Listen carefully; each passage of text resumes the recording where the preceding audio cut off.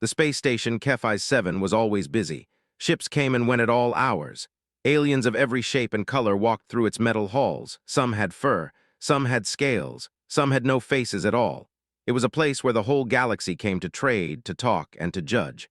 Marcus Cole stepped off his ship and took a deep breath. The air inside the station was recycled and clean, but it always had a strange smell, like metal and flowers mixed together. He had been coming here for 3 years now, running cargo between the outer worlds. It was honest work, quiet work. He liked it that way. He was a tall man with tired eyes and rough hands. His hair was starting to turn gray at the sides, even though he was only 35. Space did that to people. It aged them in ways that had nothing to do with time. Today he needed fuel and repairs. His ship, the Wanderer, had taken some damage passing through an asteroid field. Nothing serious, just some dents in the hull and a problem with the cooling system. A few days of work and he would be back in the black. Marcus walked through the station toward the repair docks. He passed groups of aliens talking in languages his translator could barely keep up with. A pair of Torvan merchants argued about prices. Their gray skin and 4 arms made them look like living statues. A small creature with too many eyes scurried past his feet, carrying a box twice its size. Then he saw her. She was working alone at the far end of the dock. A Velkari woman. He knew the species well enough. Everyone did. The Velkari were famous across the galaxy. They were called the Beautiful Ones. Their skin glowed with soft light from the inside, like living lanterns. Their scales shimmered in colors that changed with their moods. They had 4 thin antennae on their heads that moved like grass in the wind. Poets wrote songs about them. Artists painted them. Other species traveled across star systems just to look at them. But this woman was different.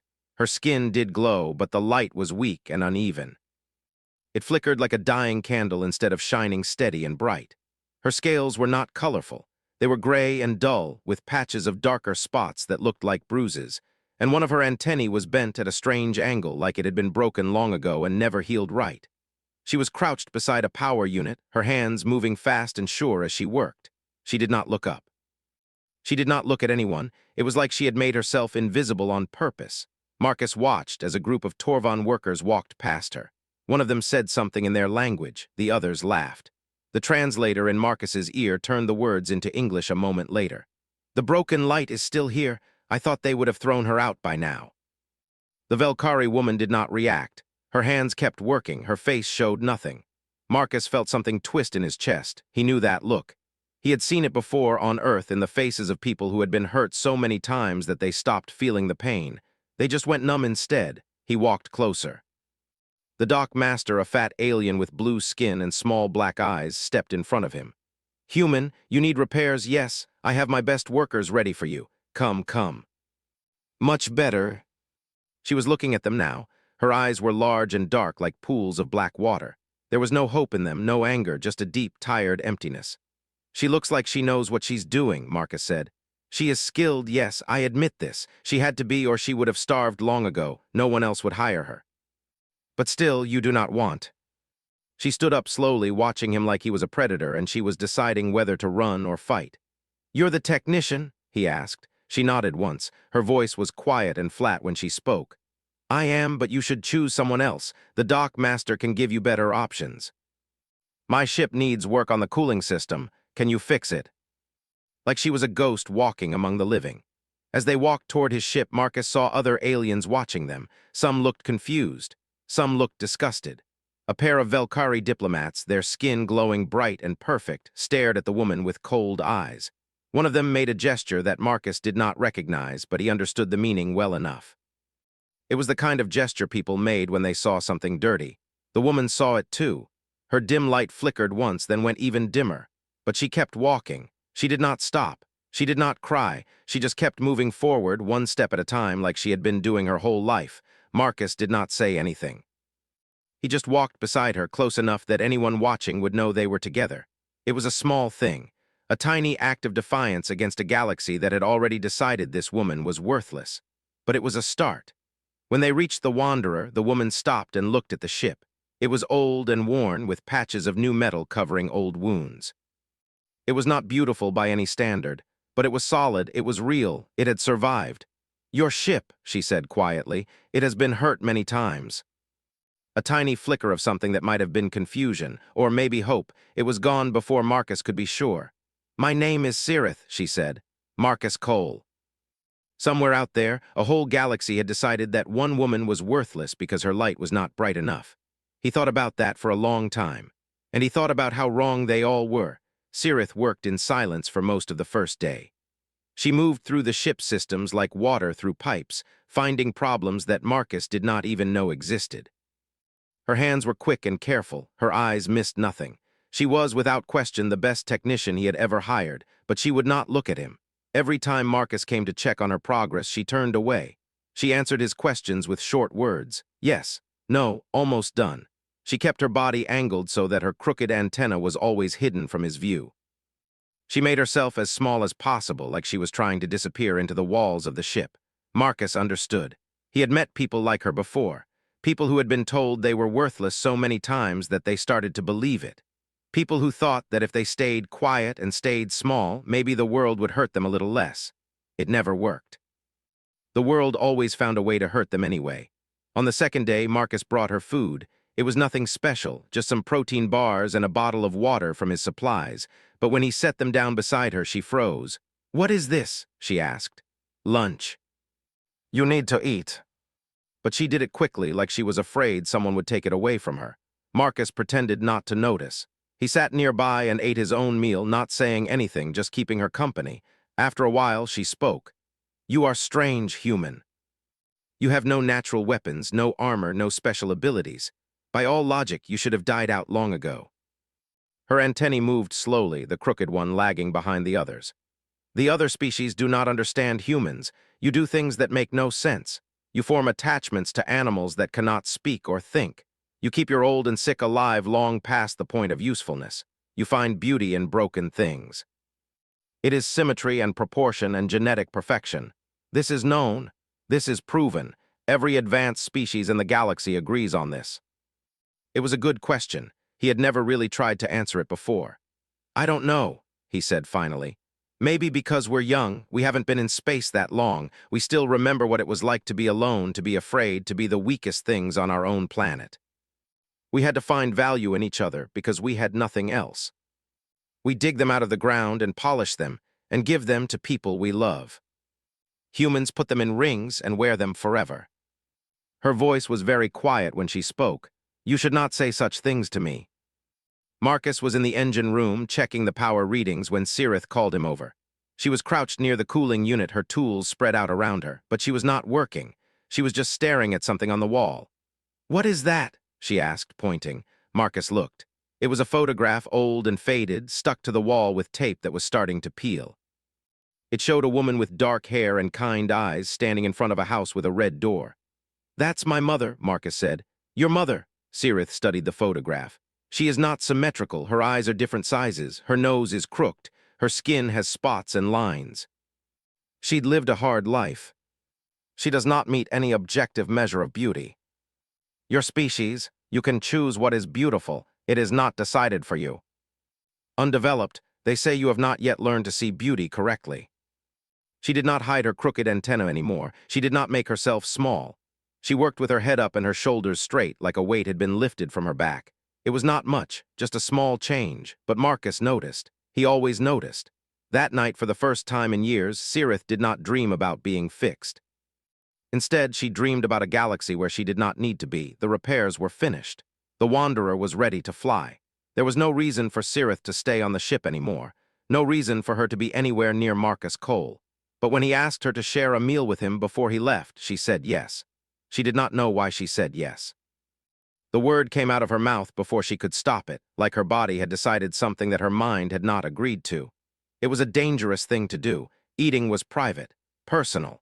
Most species in the galaxy considered it shameful to eat in front of others. It was a reminder that they were all just biological machines taking in fuel to keep running. But humans were different. Humans ate together all the time. They called it sharing a meal, and they treated it like something sacred. Like food was not just fuel, but a way of connecting with each other. Marcus had set up a small table in the cargo hold of his ship. There were 2 chairs, 2 plates, and a collection of foods that looked strange but smelled good. He had even found a bottle of something purple that he called wine, though Cirith was fairly sure it was not actually wine. "It's synthetic," he admitted. "The real stuff is too expensive, but it tastes close enough." Their blood was like fire compared to the cool flow of Velkari veins. They ate in silence at first. The food was better than Cirith expected, simple but satisfying. She found herself eating slowly, savoring each bite instead of rushing through the meal like she usually did. "Can I ask you something?" Marcus said. "You can ask." "I may not answer." She should finish her food and leave and never see this strange human again. That would be the smart thing to do, the safe thing, but she was so tired of being safe. 15 years, she said. I have been alone for 15 years. My light was dim from the beginning, my scales never developed properly. My antenna was damaged during birth. The doctors said I should have been terminated, but my mother refused. She thought I would get better. She was wrong. The Velkari do not keep broken things. We do not fix what cannot be perfected. We simply remove it. Useful things are sometimes allowed to exist, even if they are not beautiful. But no one speaks to me unless they have to. No one looks at me unless they must. I have not been touched by another living being in 6 years. Instead, he reached across the table and put his hand over hers. Cirith stopped breathing. Her whole body went still. The touch was warm and solid and real. It was such a simple thing, a hand on a hand, but it felt like the most significant moment of her entire life. "Cirith," Marcus said quietly. She could not look at him. She was afraid of what she might see in his eyes. Pity, probably. Or worse, curiosity, like she was a strange specimen to be studied and then forgotten. "Look at me," he said. She did not want to, but she did anyway. His eyes were brown, she noticed. A simple, common color, nothing special about them at all, except that they were looking at her like she was a person. A real person, not a defect, not a broken thing, just a person. "You're beautiful," he said. Cirith froze. The words did not make sense. They could not make sense. She had spent her entire life learning the exact opposite. She was ugly. She was wrong. She was everything that beauty was not supposed to be. This was fact. This was truth. This was the foundation upon which her entire existence had been built. And now this human was looking at her with his simple brown eyes and saying words that tore that foundation apart. "You are malfunctioning," she whispered. "Your translator is broken. You do not understand what you are saying. The Velkari are the most beautiful species in the galaxy, and I am their greatest shame. You cannot look at me and see beauty. It is not possible." Her dim, flickering glow suddenly blazed bright, patterns of light rippling across her skin like waves on water. She had not done that since she was a child. She did not know she still could. "Stop," she said. Her voice was shaking. "Please stop. You cannot do this to me." "Because I stopped hoping for anything different. And now you are sitting here telling me that everything I believed is wrong, and I do not know how to live in a universe where that is true. I'm saying that what the Velkari believe is not the only truth. It's just one truth. There are others. It's alive in a way that their steady glow is not. Your scales are not one perfect color. They have depth and variation like a painting instead of a photograph. And your antenna, the crooked one, it moves differently than the others. It makes your expressions easier to read. It makes you more honest." Velkari did not cry often. It was considered a sign of weakness, but she could not stop. "Why?" she asked. "Why would you say these things to me? What do you want from me?" Not because she wanted to, but because she had to. Because if she stayed in this moment any longer, she would fall apart completely. "I need to go," she said. "I know." "Yes." She walked all the way to her small room in the lower levels, and she sat on her bed, and she stayed there for hours. Her light kept flickering. She could not make it stop. For the first time in 15 years, she did not want to word spread fast on a space station. Faster than light, faster than ships, faster than anything except the speed of judgment. By the next morning, everyone on Sci-fi 7 knew what had happened. The human had called the broken light beautiful. He had held her hand. He had eaten with her like she was a real person instead of a defect. The news traveled from dock to dock, shop to shop, whispered in 100 different languages that all carried the same message. The human was sick. The human was crazy. The human did not understand how the universe worked. Marcus felt the change as soon as he stepped off his ship. The aliens who had ignored him before now stared openly. Some of them looked disgusted. Others looked confused, like they were trying to solve a puzzle that made no sense. A few looked at him with something that might have been fear, though he could not imagine what they were afraid of. The dock master found him within an hour. "Human," the fat blue alien said, his voice tight with worry. You have caused problems, big problems. The Velkari delegation is here. They want to speak with you. Why do they care what I do? Make this go away before it gets worse. There were 3 of them, 2 males and 1 female, and they were exactly as beautiful as the stories said. Their skin glowed with steady, even light in colors that shifted like oil on water. Their scales shimmered gold and silver and blue. Their antennae moved in perfect harmony, like dancers performing a choreographed routine. They were perfect. And looking at them made Marcus feel nothing at all. Human Marcus Cole, the female said. Her voice was cold and smooth, like ice being poured into a glass. You have caused an incident that requires correction. It implies that our definitions of beauty are arbitrary, that our genetic standards are meaningless. You have undermined thousands of years of Velkari culture with your ignorance. You do not understand what you have done. The one called Sirith is a genetic failure. She was allowed to live only because her mother violated our laws. She should not exist. By praising her, you have suggested that our decision to cast her out was wrong. Human, the female said slowly, you cannot possibly believe that the defective one is beautiful. Your species may be primitive, but you are not blind. You can see that she does not meet any standard of aesthetic value. It is symmetry and proportion and genetic purity. This is not opinion. This is fact. You bond with animals that cannot think. You keep your weak and sick alive. You find value in broken things. The other species of the galaxy have studied this behavior for centuries, and none of us can understand it. If the other species start to believe that beauty is subjective, that standards can be questioned, then everything we have built will fall apart. If that idea was wrong, then their whole system was wrong, and people who had power never wanted to admit that their power was built on lies. I'm not going to apologize, Marcus said. I'm not going to take back what I said, and I'm not going to pretend that your way of seeing things is the only way. The Velkari have influence across this station and beyond. We can make your life very difficult, human. He went back to his ship and waited. He was not sure what he was waiting for, but he knew something was coming. It came that evening. Sirith appeared at his door. She looked terrible. Her light was dimmer than ever, and there were marks on her arms that looked like they had come from grabbing hands. What happened? Marcus asked. They found me, the Velkari delegation. They said I had brought shame to our species by accepting your words. They said I should have rejected your praise. They said, her voice broke. They said I should have been terminated at birth, and that my existence is proof that mercy is weakness. I should not have come here. I should have stayed in my room and waited for them to forget. That is what I have always done. Hide and wait and hope that the world moves on without noticing me. And I do not know if I should hate you for it or thank you. Where in this universe can I go where I will not be the broken light? We'll make our own rules. She turned and walked away, disappearing into the corridor without looking back. Marcus watched her go. He did not try to stop her. Some choices had to be made alone. He went back into his ship and started preparing for departure. He would leave tomorrow with or without her. He hoped she would come. He hoped she would find the courage to take a chance on something different. But if she did not, he would understand. Fear was a powerful thing. It had held her prisoner for 15 years. Breaking free from it would not happen in a single night. The morning came gray and cold, the way all mornings came on space stations where there was no sun to rise. Marcus woke early and moved through his ship with slow, careful steps. He checked the engines. He checked the supplies.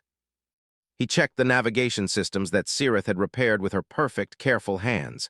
Everything was ready. The Wanderer could fly. He sat in the pilot's chair and looked out at the station through the front window. Aliens moved through the docking bay, loading and unloading ships, going about their lives like nothing had changed. For them, nothing had. The universe was still the same place it had always been, with the same rules and the same standards and the same cold, mathematical beauty. But for Marcus, something was different. Something had shifted inside him during the past few days, and he knew he would never see the galaxy the same way again. He thought about Sirith, about her dim light and her gray scales and her crooked antenna. About the way she worked, focused and precise, like she was trying to prove that she deserved to exist. About the way she had cried when he told her she was beautiful, like she was hearing music for the first time after a lifetime of silence. He had meant what he said, every word of it. She was beautiful to him, not despite her differences, but because of them. Because she had survived things that would have broken most people. Because she had taught herself to be excellent in a world that wanted her to fail. because she was real and honest and alive in a way that the perfect Velkari would never understand. He hoped she would come, but he would not wait forever. The galaxy was big and there were other places to go, other people to meet, other broken things that needed someone to tell them they were worth keeping. The hours passed. The docking bay grew busy, then quiet, then busy again. Marcus ate a small meal. He read a book. He tried not to look at the door every few minutes. By afternoon, he had given up hope. He was reaching for the controls to begin the departure sequence when his communication system crackled to life. Human. Then, perhaps, but space is dangerous, things break. You will need someone who can fix them. The position is open. She was carrying a large bag of tools over her shoulder and a small case of personal belongings in her hand. Her light was still dim.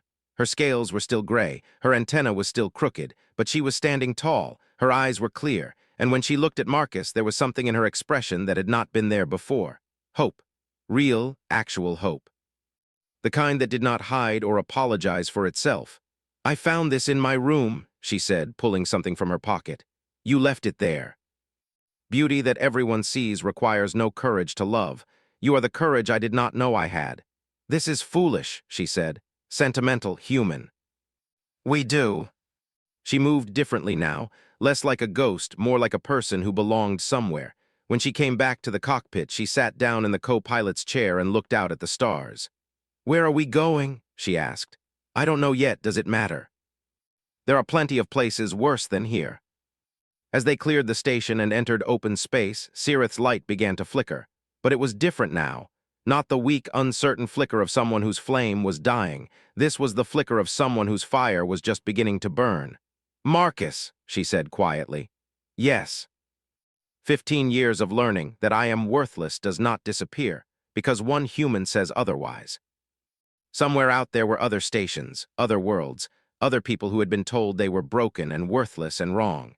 Maybe someday Marcus and Cirith would find them. Maybe they would tell them the same thing Marcus had told her. Maybe they would build a crew of outcasts and misfits and broken things, all of them learning together that beauty was not about perfection. But that was the future. Right now, in this moment, it was enough to be flying through space with someone who had finally decided to stop hiding. Cirith reached out and touched the window, her gray fingers pressing against the cold glass. "The stars," she said.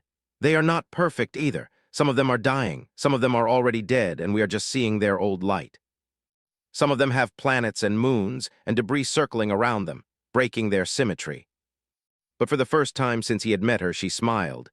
It was a small smile, uncertain, unpracticed, the smile of someone who had almost forgotten how, but it was there, and it was beautiful. "I understand one human," she said. "That is enough for now." That's more than enough. Ahead of them, the galaxy waited, vast and unknown and full of broken things that needed someone to tell them they were worth keeping. Cirith did not look back. She had spent her whole life looking back, remembering every insult, every rejection, every moment of shame. Now, for the first time, she looked forward. And her light, dim and flickering and imperfect as it was, began to glow just a little bit brighter.